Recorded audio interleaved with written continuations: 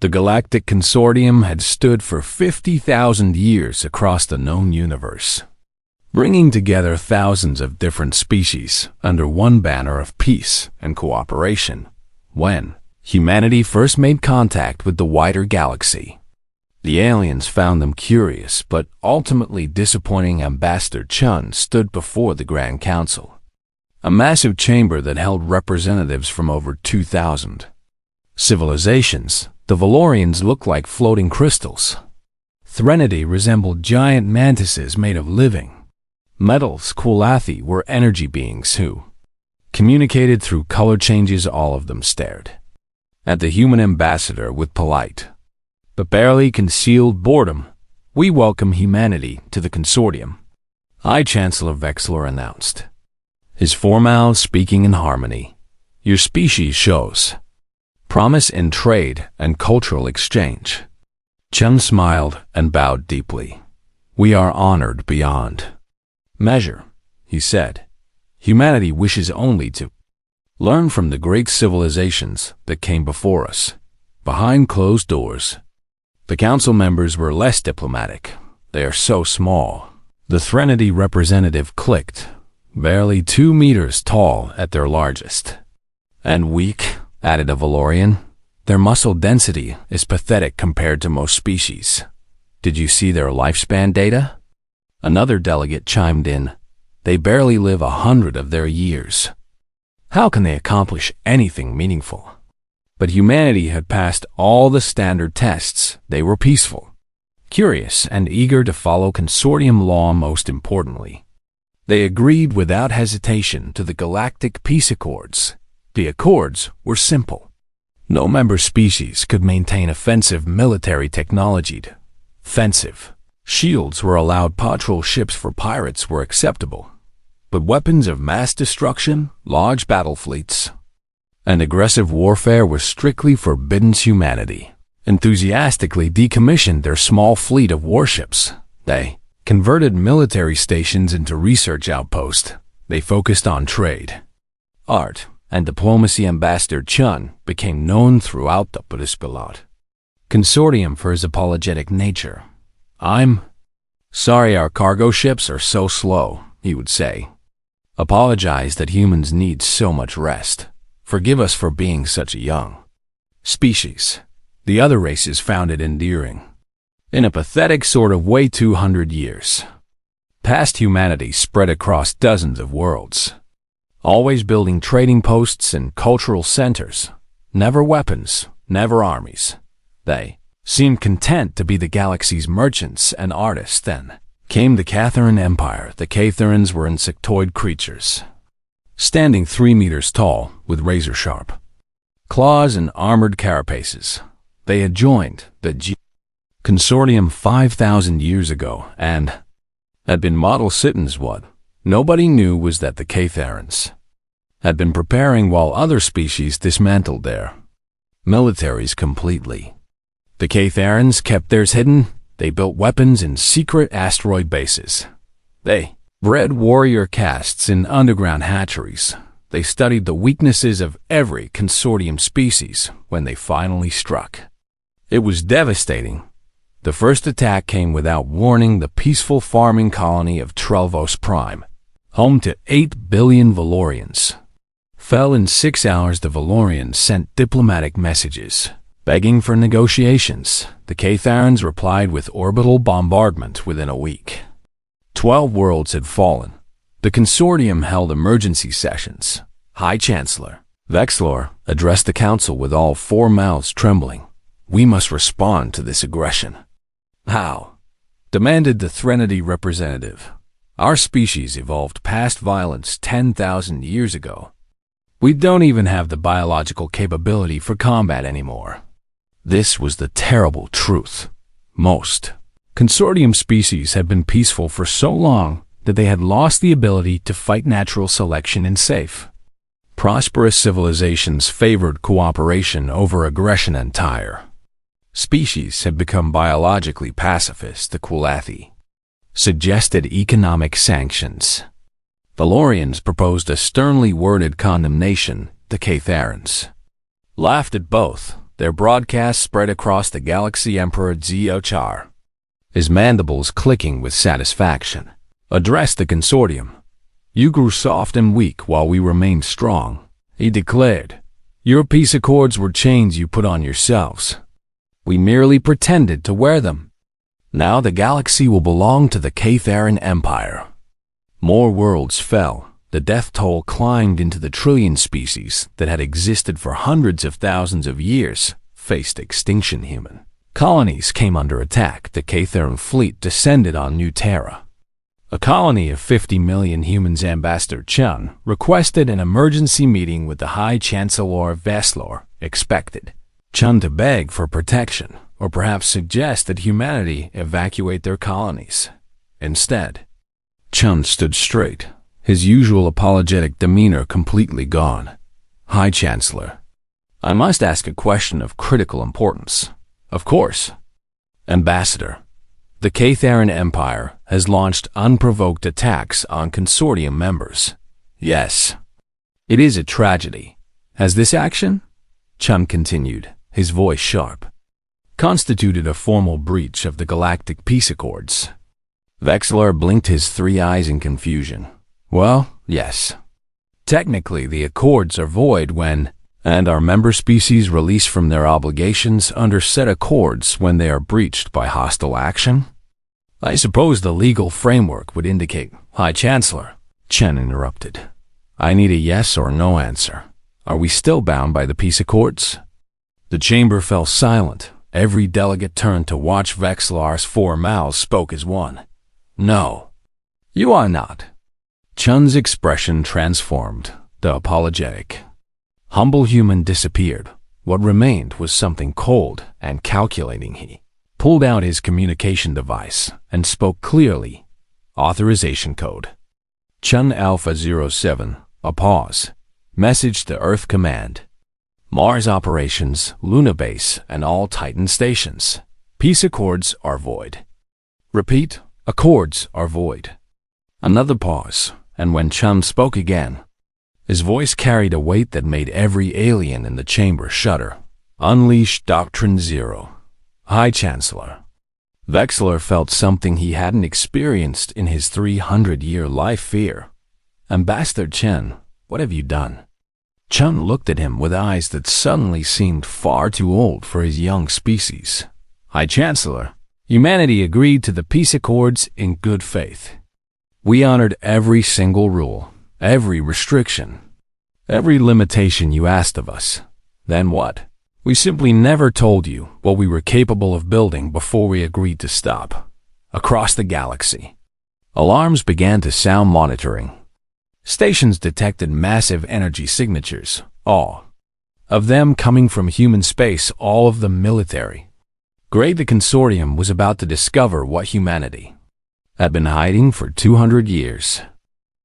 The Ktheran Empire moved through the galaxy like a swarm of locusts. Every world they touched fell within days. The consortium species had built their civilizations on trust and cooperation for so long that they had forgotten what real war looked like. Commander Zrek led the assault on Valorian Prime. The crystal beings homeworld. His fleet of 3,000 warships surrounded the planet. The Valorians sent a delegation requesting talk. Zrek's response was to glass half their northern continent from orbit within 18 hours. The Valorians surrendered. The Ktheran's had studied their enemies well. They knew the Threnody relied entirely on computational warfare. Battles fought through hacking and electronic disruption. The Ktheran solution was brutally simple. They used mechanical weapons with no computer systems to hack. The Threnody fell in 3 days. The Kolathi tried to reason with the invaders, sending messages of peace and understanding through beautiful light displays. The Ktheran's captured their color speaking and studied them until they learned how to cause the energy beings excruciating pain. The Kolathi scattered across the galaxy. Refugees with no home. High Chancellor Vekslar watched his beloved consortium crumble in 6 weeks. 28 worlds had fallen. Casualty estimates exceeded 15 trillion sentient beings. The council meetings had devolved into chaos. "We must surrender," shouted the Valorian representative. "If we submit to Ktheran rule, at least our species will survive." "Never," roared a Threnody diplomat. "We should fight back." "With what?" someone else demanded. "We have no weapons, no soldiers, no military doctrine. Our species are biologically incapable of organized violence." It was true. The great civilizations of the consortium had evolved beyond war. They saw it as a point of pride. Now it was their doom. Then came the attack on the human colonies. The Ktheran Second Fleet, numbering 4,000 ships, descended on New Terra. Emperor Zhkar himself gave the order. "Show these pathetic humans what it means to challenge the Ktheran Empire. Leave none alive." The consortium monitoring stations watched in horror. Humanity had only been in space for 400 years. They were still so young, so weak. New Terra would fall in hours. Ambassador Chun sat in the emergency council session. Around him, delegates wept or raged or simply stared in shock. Vexler addressed him with all four mouths speaking at once. "Ambassador, I am so sorry. We failed to protect your people. We..." Chum held up one hand for silence. The human's face showed no fear, no anger, only a strange, tired resignation.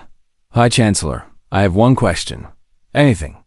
"Ambassador, the Ktheran assault on our colonies and consortium worlds, does this action void our obligations under the Galactic Peace Accords?" Vexler blinked in confusion. Why was Chun worried about legal technicalities when his people were dying? "Ambassador, yes, technically when the accords are broken by hostile action." "I need clarity, High Chancellor." "Are humans still bound by the restrictions we agreed to 200 years ago? Yes or no?" The entire council chamber fell silent. Something in Chun's tone made every delegate stop and listen. Vexelar's four mouths spoke slowly. "No. The Ktharans broke the accords. All member species are released from their restrictions." Chem nodded once. He pulled out a small communication device. His voice was calm, almost casual. "Chen to Earth Command. Authorization Alpha-0-0-7. Confirm. Peace accords are void. Repeat. Accords are void." There was a pause, then Chun spoke again, and every alien in the chamber felt their blood or equivalent run cold. "Unleash Doctrine Zero. All restrictions lifted. Full military deployment authorized." High Chancellor Vexler leaned forward. "Ambassador, what does that mean?" Chun looked up at him. For 200 years, Vexler had known Chun as apologetic and humble. The human who stood before him now was neither. "It means, High Chancellor, that humanity honored every word of the peace accords." "I don't understand." "We agreed not to build offensive weapons while the accords were in effect. We agreed not to maintain battle fleets. We agreed to all your restrictions." "Then what?" Chun's smile was cold. "We simply never dismantled what we built before we signed the accords across the galaxy." Monitoring stations began detecting anomalies, energy signatures, massive ones, all coming from human space on Luna, Earth's ancient moon. The surface began to crack. Seismic sensors showed impossible readings. The entire moon was splitting open by the ancestors. A Valorian technician whispered, "What are the humans doing?" The moon's crust peeled back like the petals of a flower. Inside was not rock or ice, it was metal. Kilometers of advanced alloys and weapon systems. The moon had been hollowed out and converted into a shipyard. As the consortium watched in disbelief, vessels began to emerge, hundreds of them, then thousands, warships of a design nobody had ever seen, each one bristling with weapons that made Ktheran technology look primitive on Mars. Similar events unfolded. The red planet's crust fractured along geometric lines, massive manufacturing facilities rose from beneath the surface. They had been there all along. Hidden under a thin layer of rock and sand, Admiral Sarah Volkova stood on the bridge of the UHSN Indomitable, humanity's flagship. All ships, this is Volkova. Sound off. First Fleet, reporting. 2,000 ships ready. Second Fleet, ready. 1,500 ships. Mars Defense Grid, 1,800 ships standing by. Titan Battle Group, 1,000 ships. The reports continued when they finished. Volkova allowed herself a small smile. Total count? Ma'am, we have 8,742 combat-ready vessels. All weapon systems are hot. All crews are at battle stations. In the Consortium Council chamber, delegates stared at their monitors in shock. 8,000 ships? A threnody whispered, "Where did they come from?" Ambassador Chun answered calmly, "We built them 300 years ago, before we joined the Consortium. We simply kept them in storage." The peace accord said we couldn't build offensive weapons. They never said we had to destroy what we already had. "You deceived us!" Vexler roared. "No." Chun shot back. "We honored every word of the accords. We just never volunteered information you didn't ask for." A Qualathi delegate's colors shifted to confused purple. "But your trade ships, your civilian stations, all dual-purpose designs," Chun said flatly. "Every cargo ship can reconfigure into a warship in under 10 minutes. Every research station has hidden weapon batteries. We've been ready for war this entire time. We just hoped we'd never need to be." At New Terra, the Ktheran Second Fleet prepared to begin orbital bombardment. Commander Zrek was savoring his victory. Then his sensors officer made a sound of confusion. "Commander, we're detecting new contacts. Jumping in at the system's edge." "How many?" Zrek demanded. Reading 47 vessels, sir." "Human design." Zrek clicked his mandibles in amusement. 47 ships against our 4,000? The humans are even more foolish than we thought. "All vessels, prepare to..." "Sir, those human ships, the energy readings are off the scale. Each one is putting out more power than one of our dreadnoughts." The human fleet took position between the Kthans and New Terra. A message broadcast on all frequencies. "Ktheran vessels. This is Admiral Volkova of the United Human Systems Navy. You have attacked our colony. You have murdered our people. Under human military law, this is an act of war. You have one chance to withdraw." Zrek laughed. "Humans, you are outnumbered 85 to 1. Surrender now, and we will make your deaths quick." There was a pause. Then Volkova's voice came back cold hard, absolutely certain. "Commander, you seem to be under a misunderstanding. The question isn't whether 47 ships can defeat 4,000. Another pause. The question is whether a NY of your ships will survive the next 6 hours. The Battle of New Terra was about to begin. Admiral Volkova stood calmly. On the bridge of the Indomitable was 4,000. Ktheran warships positioned themselves for. Attacker crew moved with practiced efficiency. No panic, no fear, just quiet professionalism. Tactical. "What's our status?" she asked. Lieutenant Commander Park checked his displays. "All weapons charged and ready, Admiral. Shields at maximum. Battle computer has identified priority targets." "Excellent." "Communications. Has the Ktheran commander responded to our warning?" "Yes, ma'am. He says we're outnumbered and should surrender." Volkova smiled. It wasn't a nice smile. "Tell him we decline. And transmit our response on an open channel. I want the Consortium to hear this." The message went out across the galaxy. Every monitoring station picked it up. Every Consortium delegate heard it. "Ktheran commander, this is your final warning. Humanity has been patient. We have been peaceful. We have honored the laws of the Consortium. But you attacked our worlds and murdered our people. You have awakened something that should have stayed sleeping." In the Consortium Council chamber, Delegates watched their screens in fascination and horror. The human fleet looked impossibly small against this Ktheran armada. "They're going to be slaughtered," a Valorian whispered. Ambassador Chun said nothing. He simply watched Rek gave the order to fire 4,000 Ktheran ships, unleashed their weapons. Simultaneously, plasma bolts, kinetic rounds, and fusion missiles streaked toward the human fleet. Enough firepower to shatter a moon. The human shields absorbed it all, every single shot. Not one human ship even shook from the impact on the Indomitable's bridge. Park reported calmly, "Enemy barrage absorbed. Shield integrity at 98%. Minor fluctuations only." Volkova nodded. Well, they had their chance. "All ships, weapons free. Target priority. Command vessels first. Show them what real weapons look like."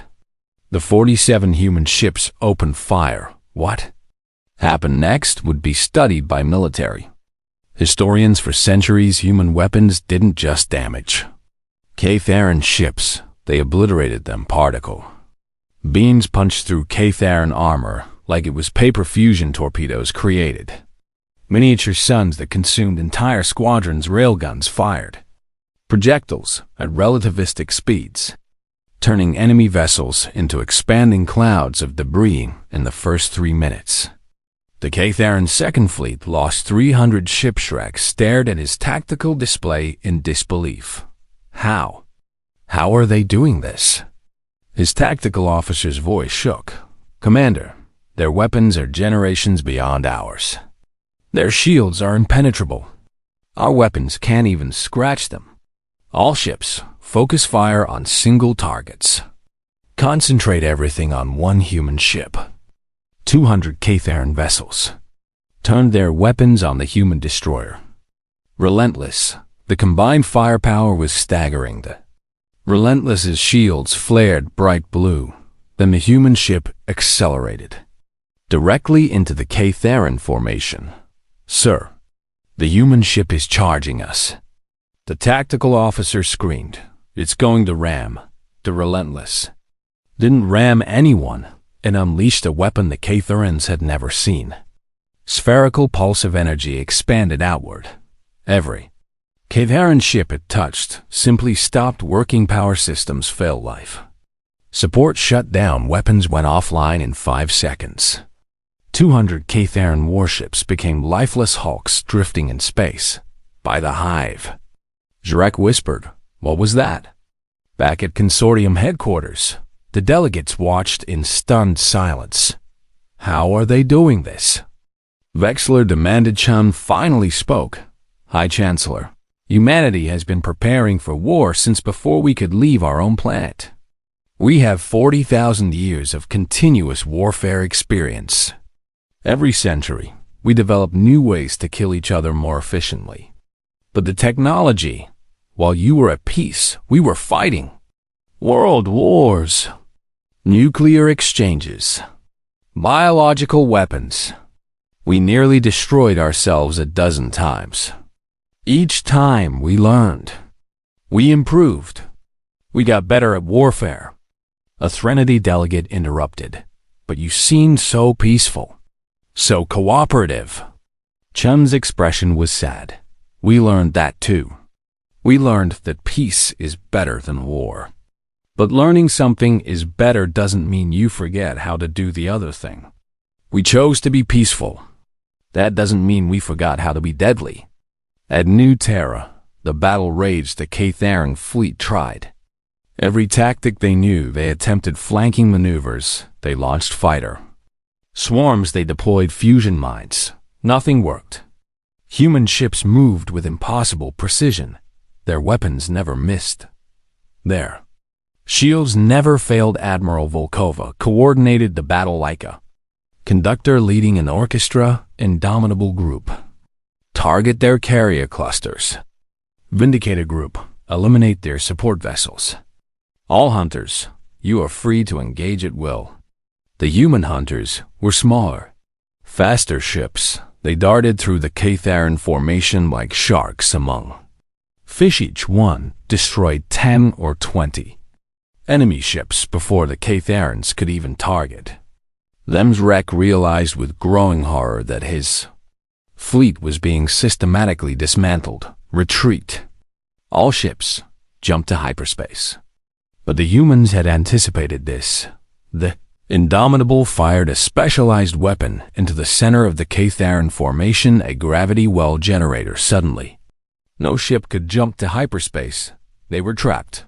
"Commander," his communication officer shouted, "the humans are hailing us again." Volkova's voice came through, calm and patient. "Ktheran Commander, your fleet is surrounded. Your weapons are useless. Your shields are failing. I am giving you one final chance. Surrender now, and your crews will be treated according to the Galactic Convention on Prisoners of War." Zrek looked at his tactical display. He had lost over half his fleet in less than an hour. The human ships showed no damage, not even scratched paint, for the first time in his life. Zrek felt something his species rarely experienced: despair. "All ships," his voice cracked, "all ships, cease fire." Surrendered to the human fleet. The Battle of New Terra was over. Final casualties. Ktheran's second fleet lost 2,400 ships. The remaining 1,600 surrendered. Human casualties: 0. Not a single ship lost, not even seriously damaged. The Consortium Council sat in stunned silence as the battle reports came in. Kolathi's colors flickered with confusion. How is this possible? The humans had fewer than 50 ships. Chun answered quietly, "Because we built those ships to fight wars against other humans. Each one represents the culmination of centuries of military research. We designed them to fight enemies just as advanced and just as ruthless as we are." Vexlor's four mouths moved without sound for a moment. Finally, he managed to speak. "Ambassador, how many ships does humanity have?" Chun looked directly at the High Chancellor. "Enough. That's not an answer. It's the only answer I'm authorized to give. High Chancellor, understand this. When humanity joined the Consortium, we didn't dismantle our military. We stored it. Every ship, every weapon, every piece of military hardware we built in 400 years of spaceflight. We kept it all, maintained it all, upgraded it all. Just in case." "In case of what?" a delegate demanded. "In case the galaxy wasn't as peaceful as you believed it to be," Chun said, "and it turns out we were right to be careful across human space." The full extent of humanity's military awakening became clear. Mars's hidden shipyards launched another wave of vessels. Luna-based deployed orbital defense platforms, Titan. Station-activated weapon systems that had been hidden for 2 centuries. The station-activated weapon systems that been everything to us. Peaceful trading outposts along human trade routes revealed themselves as fully armed military stations. Every civilian ship began reconfiguring holds open to reveal fighter. Base trade vessel hulls split apart to expose weapon. Batteries mining ships activated. Military-grade engines and targeting systems. Consortium watched in growing horror as humanity transformed from peaceful traders into the most dangerous military force in the galaxy, and the scariest part, they had done it all while technically following every rule of the peace accords. Admiral Volkova sent a message to Earth Command: "New Terra is secure. Second Fleet is handling prisoner processing. Ready to proceed to next target." "Affirmative, Admiral." "Ktheran Third Fleet is attacking Threnody colonies in Sector 7. You are authorized to intercept and engage." "Understood." "Indomitable Battle Group is moving out. Estimated arrival, 6 hours." She turned to her crew. "You all performed admirably. But this is just the beginning. The Ktherans have a dozen more fleets. We're going to hunt down every single one." Her crew cheered not because they loved war, but because they were good at it, and because someone Had to baby galaxy was learning a terrible lesson humanity. Hadn't joined the consortium because they were weak. They joined because they were tired of fighting. But tired didn't mean unable, and peaceful didn't mean helpless. The Ktheran Empire was about to discover what 40,000 years of human warfare had created, and they would regret ever waking it up. Dr. Rolfin was the consortium's leading xenopsychologist. Had studied over 400 species during his century-long career. None of them disturbed him the way humans did. High Chancellor Vexlor had assigned him to study humanity's military capabilities. What Rolfin discovered kept him awake through 3 sleep cycles. He compiled his findings into a report that would shake the consortium to its core. Subject: Analysis of Human Military Doctrine and Psychology.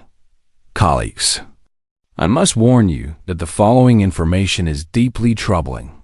Rolfin presented his findings to the full council. Every delegate watched in horrified fascination. First, let me establish the fundamental difference between humans and every other consortium species. Rolfin began. We evolved to be peaceful. Our species developed cooperation and mutual aid as survival strategies. Aggression was selected against in our evolutionary history. He paused. Humans are the opposite. They are persistence predators from a death world. Earth's history is a nightmare of competing predators, environmental disasters, and survival against impossible odds. A Valorian delegate raised a crystalline appendage. But doctor, humans seem so friendly and cooperative. That's what makes them so dangerous. Rolfin said, humans learned cooperation not instead of aggression, but in addition to it. They can be genuinely kind and generous. And then, when necessary, they can flip a mental switch and become efficient killers. He brought up historical data. Humans have been fighting organized wars for at least 40,000 years. Some evidence suggests even longer. They have never had a single century, without major warfare somewhere on their planet. The council chamber fell silent. While our species were developing art, philosophy, and peaceful societies, humans were perfecting warfare. They treat combat like we treat science, as something to be studied, refined, and improved. Rolfin displayed examples. Their entertainment is filled with warfare. They write books about it. They make visual media dramatizing battles. Their children play games that simulate combat. A threnody clicked in confusion. Surely that's just fiction? No, Rolfin said. It's training. Human children are exposed to strategic thinking and tactical scenarios from the age they can understand stories. By the time they reach adulthood, every human has consumed thousands of hours of warfare simulation. He brought up more data, but it gets worse. Humans volunteer for military service. They consider it honorable. On most worlds, military service is compulsory. Every adult human receives basic combat training. Vexler leaned forward. Every human?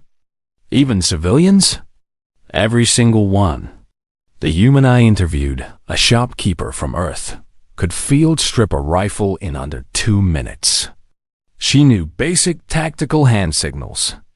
She had memorized evacuation procedures for 7 different disaster scenarios. And this was considered completely normal. Rolfin continued his presentation. Now let's examine their tactical doctrine. This is where things become truly horrifying.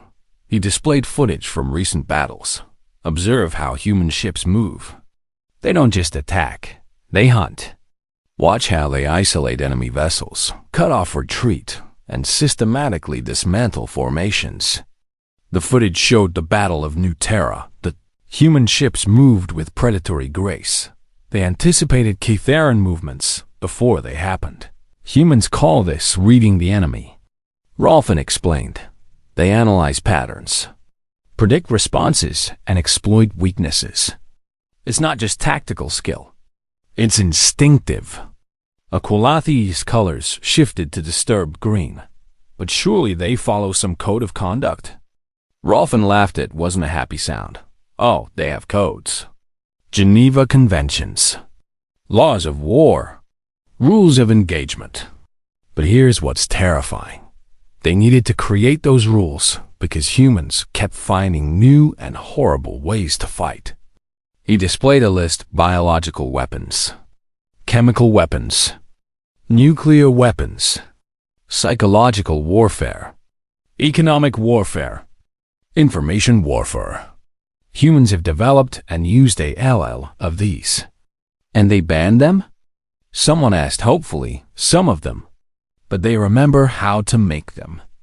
The knowledge never goes away.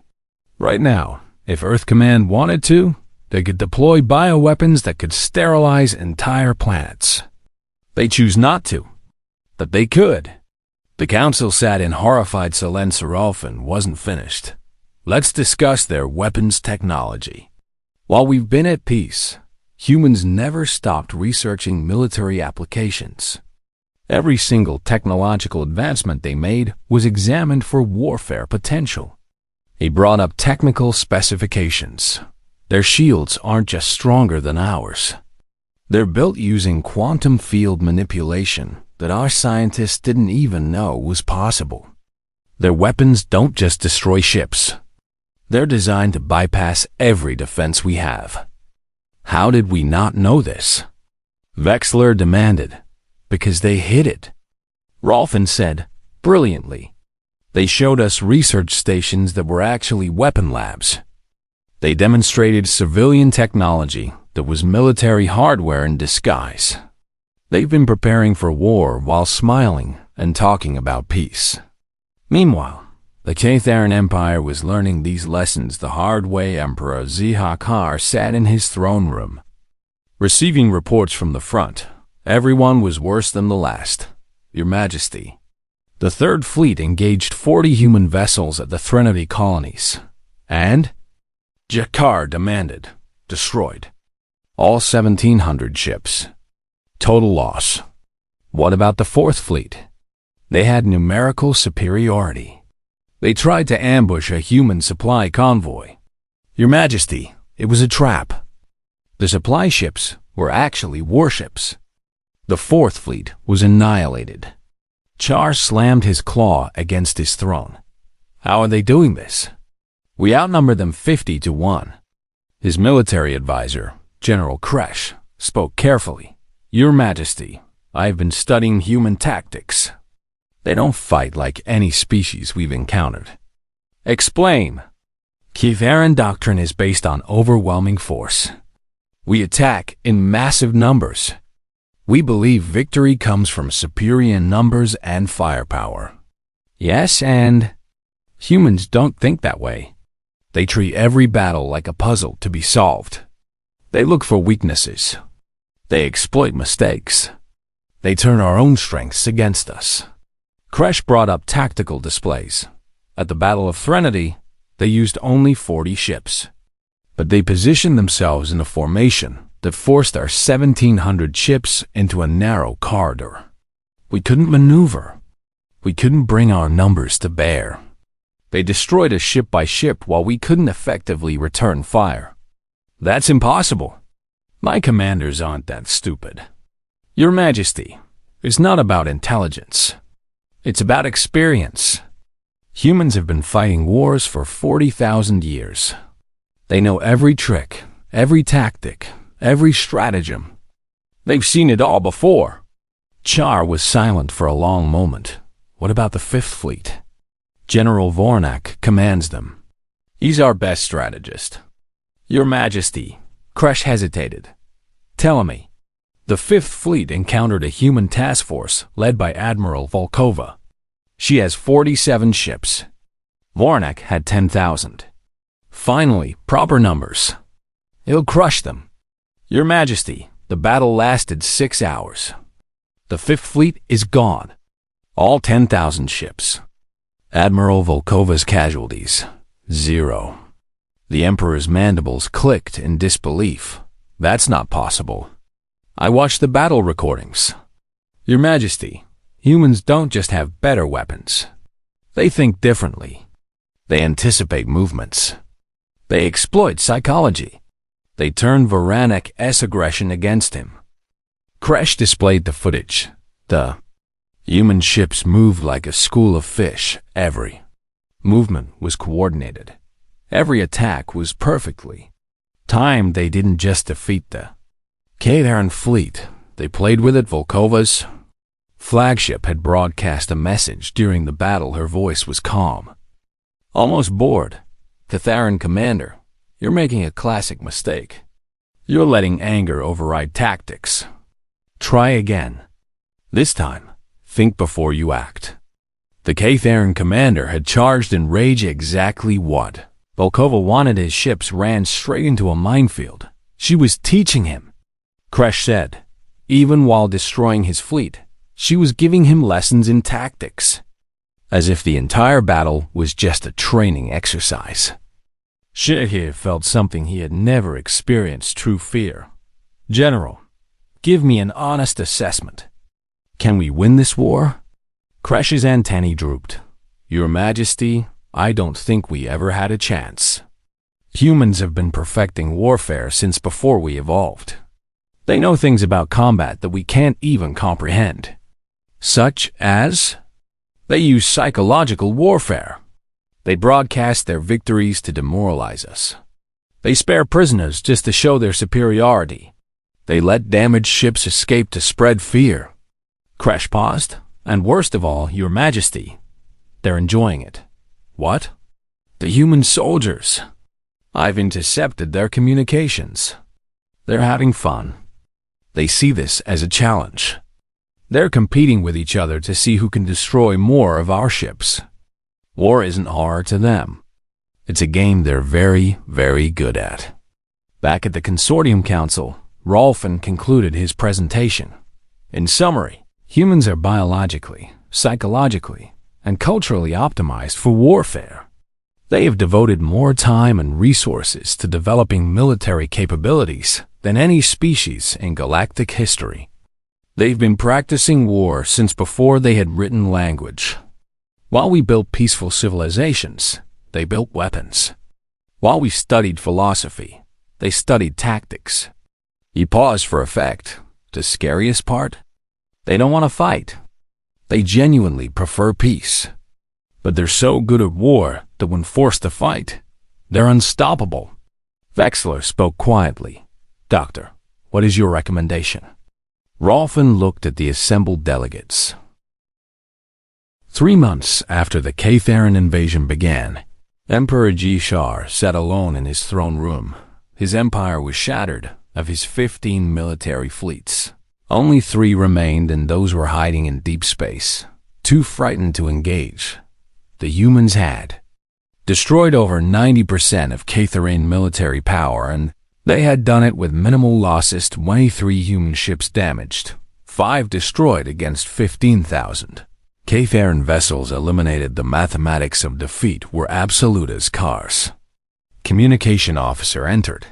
Your Majesty, Admiral Volkova is broadcasting again. Put it on. The human admiral's face appeared. She looked tired but not exhausted, determined but not cruel. Emperor ZHKAR. This is Admiral Sarah Volkova of United Human Systems Navy. Your empire's military capability is broken. Your fleets are scattered. Your conquered worlds are being liberated. Scar said nothing. I am offering terms for peace. Unconditional surrender of all Ktheran military forces. Withdrawal from all consortium worlds. Full reparations to species you attacked. And if I refuse? Achakar managed. Volkova's expression didn't change. Then we continue. We have identified every military installation in Ktheran space. We can eliminate them in approximately 6 weeks. After that, we come for your homeworld. You would destroy us? No, Volkova said firmly. Humans don't commit genocide. We're not monsters. But we will dismantle every weapon system you have. We will occupy your military shipyards. And we will ensure you never threaten anyone again. She paused. You have 24 hours to decide. Volkova out. The transmission and Ichkar looked at his advisors. What choice do we have? General Kresh spoke quietly. None. Your Majesty, if we continue fighting, they will destroy everything we've built. At least if we surrender, our species survives. 20 hours later, Emperor Jihar sent his response. The Ktheran Empire surrendered unconditionally. The war was over at Consortium headquarters. An emergency session convened this time. The topic wasn't the Ktheran threat, it was the human problem. Delegate after delegate stood to voice concerns. The humans lied to us for 200 years. They maintained a secret military the entire time. They hid weapons and pretended to be peaceful. How can we trust them? High Chancellor Vexler called for order. These concerns are valid. Ambassador Chun, how do you respond to these accusations? Chun stood slowly. He looked older than his years. High Chancellor, my government asked me to present several points for your consideration. Proceed. First, humanity never lied. We answered every question. Truthfully, when you asked if we would follow the peace accords, we said yes, and we did. When you asked about our current military production, we gave accurate number 0. We simply didn't volunteer information you didn't ask for. A Valorian interrupted. That's deception. Is it? Chun countered. Did you ask if we had military capability and storage? Did you inquire about pre-consortium weapons? No. You assumed we were weak because we appeared cooperative. He looked around the chamber. Second point. We maintained our military precisely because we didn't trust the galaxy to stay peaceful. And we were right. The Ktharans were planning this for thousands of years. If humanity hadn't been prepared, how many more trillions would have died? Silence. Third point. We saved you. The consortium was falling. Species were going extinct, and humanity stopped it. We did what you were biologically incapable of doing. We fought. Vexler spoke carefully. Ambassador, your points are noted, but the question remains, what do we do now? Humanity has the most powerful military in galactic history. Should we simply trust you to be benevolent? Chun's expression grew sad. High Chancellor, I understand your fear. But consider this. If humanity wanted to conquer the galaxy, we could have done it at any time. We didn't. We chose peace. We chose cooperation. We chose to follow your rules. Until you didn't. Until those rules became suicidal. Chun shot back. The Accords assumed everyone would follow them. The Ktharans proved that assumption wrong. What did you want us to do? Let them destroy the consortium? Let trillions die because we didn't want to break a treaty? A Threnody delegate clicked thoughtfully. Ambassador Chun, what does humanity want now? Chun took a deep breath. Honestly, we want to go back to being peaceful traders and artists. We want to study your cultures and share our own. We want to build, not destroy. But we can't put the genie back in the bottle. Everyone knows about our military now. Everyone knows we're dangerous. So we're proposing a new arrangement. Vexler leaned forward. Explain. Humanity will continue to honor the peace accords. We will not build new offensive weapons. We will not attack consortium members. We will maintain our peaceful civilian operations. And your military? We'll keep it. Chun said bluntly. We'll maintain it, upgrade it when necessary, and keep it ready. Protests erupted. Chun held up his hand. But we'll place it under consortium authority for defensive purposes. Any threat to consortium worlds becomes a threat to humanity. We'll be your protectors, your shield, your last resort when diplomacy fails. Dr. Rolfin stood. Ambassador, you're proposing that humanity become the consortium's military arm? Exactly. You built a civilization on peace and cooperation. That's beautiful. That's admirable. but it's also vulnerable. You need someone willing to do the hard, ugly work of defense. And humans are willing to be that? Chun's smile was bitter. We're already good at it. Might as well use those skills to protect people instead of threatening them. The council debated for 3 days finally. They reached a decision. Vexler addressed the assembly. The consortium accepts humanity's proposal with the following conditions. Human military forces will be subject to consortium oversight. No offensive operations without council approval. Regular inspections of military facilities. And immediate cessation of hostilities upon council order. Agreed. Chun said. Additionally, humanity will have permanent council seat with veto power on military matters. Chun smiled. Also agreed. Humanity has no desire to be ordered into wars by committee decision. We'll fight to protect the consortium, but we won't be anyone's attack. Dog. The agreement was signed. Humanity became the consortium's official military protectors that evening. Ambassador Chun received a visitor. Admiral Volkova had come to see him. Ambassador, I heard the news. We're officially the galaxy's guard dogs now. Chun poured 2 glasses of Earth whiskey. Better than being the galaxy's conquerors. Admiral, they drank in silence for a moment.